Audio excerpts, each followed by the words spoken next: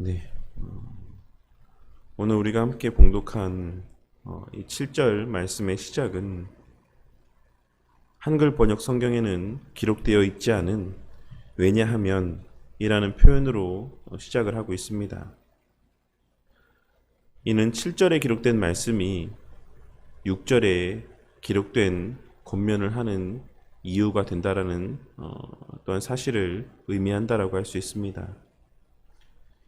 요한 사도는 미혹하는 자가 세상에 많이 나왔으니 예수님께서 명하시고 본을 보이신 사랑의 계명을 조차 서로 사랑하라고 권면을 하고 있는 것입니다. 그리고 그 미혹하는 자들은 예전에 요한 1서에서 함께 또 나누었던 바와 같이 예수님의 성육신을 부인하는 영지주의자들이라고 증거하고 있습니다.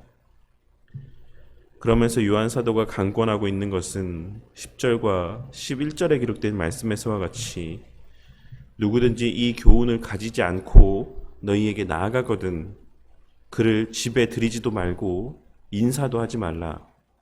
그에게 인사하는 자는 그 악한 일에 참여하는 자라고까지 이야기를 하며 그러한 자들은 집에 들이지도 말 것은 물론이요 인사조차도 하지 말라 강권하고 있는 것입니다.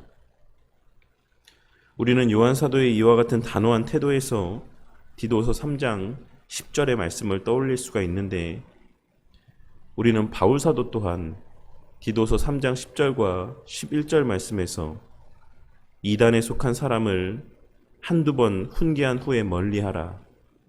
이러한 사람은 내가 아는 바와 같이 부패하여 스스로 정죄한 자로서 죄를 짓느니라 라고 증거하였다라고 하는 사실을 우리는 기록된 말씀의 내용을 통해 확인할 수가 있는 것입니다. 그리고 우리는 이러한 사도들의 권면을 통해 두 가지 사실을 확인할 수가 있는데 첫째는 이단의 잘못된 가르침에 빠진 자를 돌이키게 한다라고 하는 것은 지극히 어려운 일이라고 하는 사실입니다. 사도들은 이단 사상에 물들어 있는 자들을 돌이키게 하는 것보다 온전한 신앙에 거하는 자들이 이단 사상에 물드는 것이 더 쉽다라는 사실을 잘 알고 있었기 때문에 그를 집에 들이지 말고 인사조차도 하지 말라고 권면하였던 것입니다. 왜냐하면 우리라고 하는 존재는 본성적으로 선한 것보다는 악한 것에 더 쉽게 끌리게 되어 있고 그것은 이 땅에 거하며 살아가는 동안에는 여전히 죄된 본성이 그 안에 잔존함 가운데 살아가는 우리 거듭난 자들에게도 마찬가지이기 때문이라고 할 수가 있는 것입니다. 요한사도 당시에는 나그네를 대접하는 것이 일반적인 일이었고 어떤 면에서는 암묵적인 규칙이자 법으로까지 여겨지는 일이었습니다. 그리고 당시의 이단들은 그와 같은 당시의 문화를 이용하여서 여러 지역들을 돌아다니며 그 지역 사람들의 집에 머무는 가운데 자신들의 잘못된 가르침들을 전하였던 것입니다.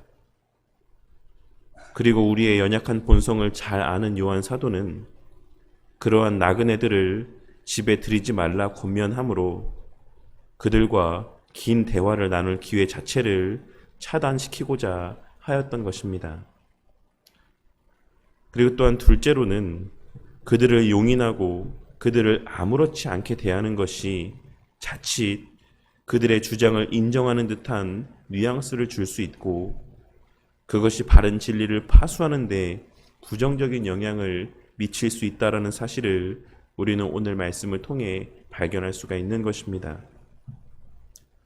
그렇기에 요한 사도는 그들과 인사조차도 하지 말게 하므로 다른 이들에게 그들이 전하는 것이 잘못된 지식이라고 하는 사실을 분명하게 드러내고자 하였던 것입니다.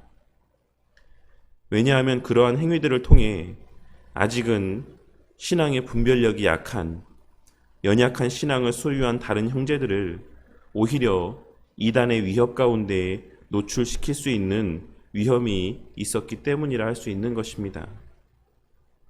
신앙이 비교적 견고하게 서 있는 자들은 그래도 어느 정도의 분별력 가운데 그와 같은 이단 사상에 흔들리지 않을 수 있는 것이지만, 그렇지 않은 연약한 신앙의 소유자들은 신앙이 있다 하는 자들의 그 이단들을 아무렇지도 않게 대하는 모습들을 통해 그들과 인사를 하며 그들을 아무렇지 않게 여기는 그와 같은 모습들을 통해 그들에 대한 경계심을 풀게 만들 수 있고, 이단들은 그러한 틈을 놓치지 않고 연약한 신앙의 성도들을 미혹하려 할 수 있기 때문이라 할 수 있는 것입니다.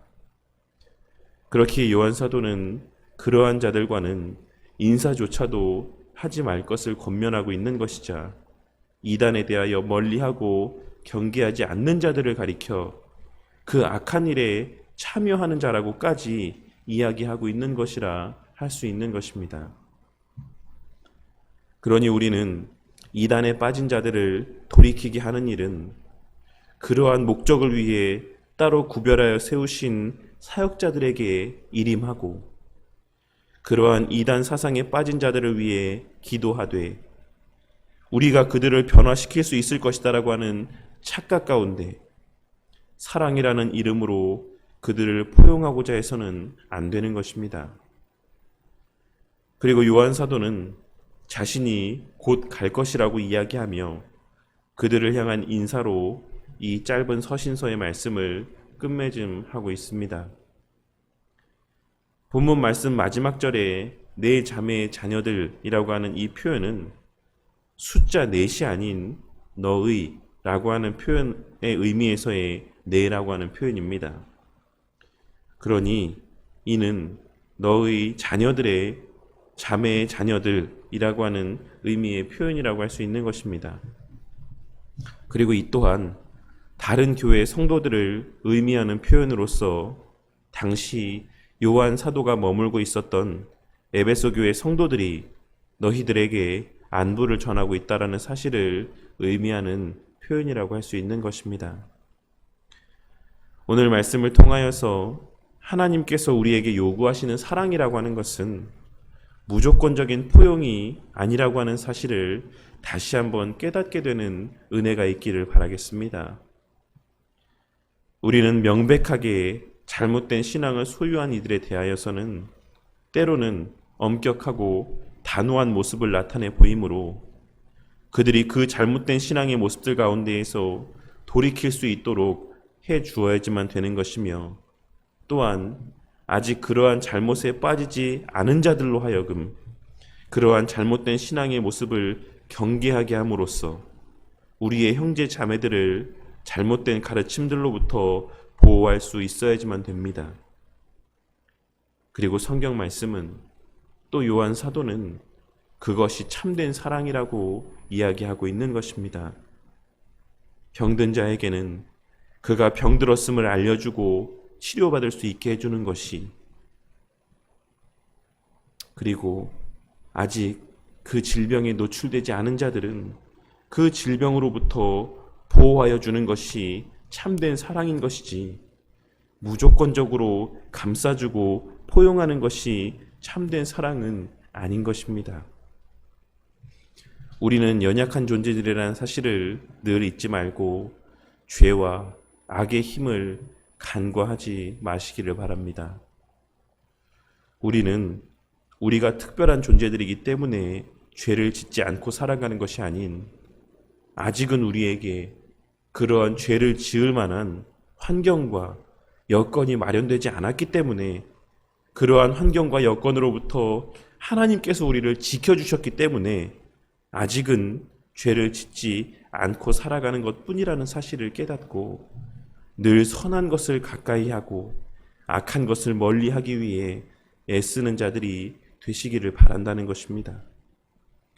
이 사실을 깨닫고 자신 스스로를 과대평가함으로 나는 그 어떤 미혹에도 넘어지지 않을 수 있다라고 착각하며 모든 이들을 다 옳은 곳으로 돌아오게 할 수 있다라고 하는, 나는 그럴 만한 능력이 있다라고 하는 착각 가운데 그 자신은 물론이요 다른 이들까지 위험에 몰아넣는 미련한 자들이 되지 마시고 늘 진리 안에서 스스로를 구별하고 악을 멀리하는 자들이 되심으로 그 안에서 참된 사랑을 누리고 만끽하며 참된 사랑을 증거하는 삶을 살아가는 저와 우리 모두가 되기를 주님의 이름으로 간절히 축원합니다.